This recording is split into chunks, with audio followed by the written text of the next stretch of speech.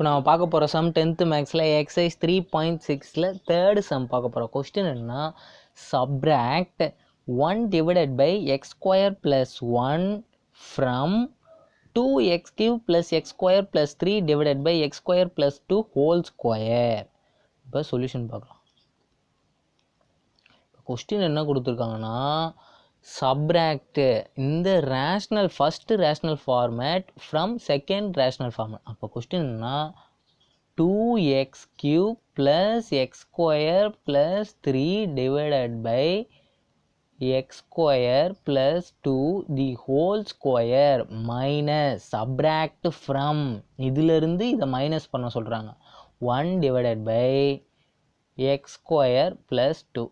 இப்போ இதுதான் சப்ராக்ட் பண்ணி ஆன்சர் நம்மளுக்கு கேட்குறாங்க.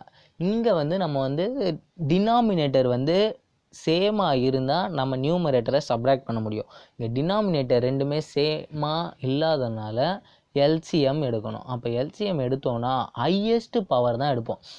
இந்த ஹையஸ்ட் பவர்னது எக்ஸ் ஸ்கொயர் ப்ளஸ் 2ல் 2 இருக்குது, டிகிரி இங்கே 1 இருக்குது, இங்கே 2 இருக்குது. அப்போ ஹையஸ்ட் பவர் எதுவோ அதை தான் எடுப்போம். அப்போ X square plus x square plus 2 the whole square, highest power எதுவோ அதுதான் எடுப்போம்.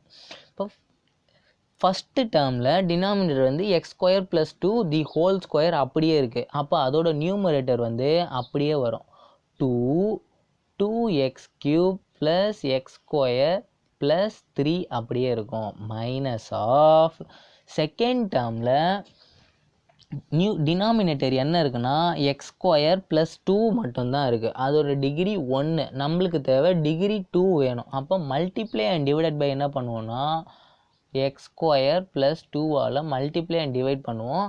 அதனால் கீழே டிகிரி 2 ஆகிடும்.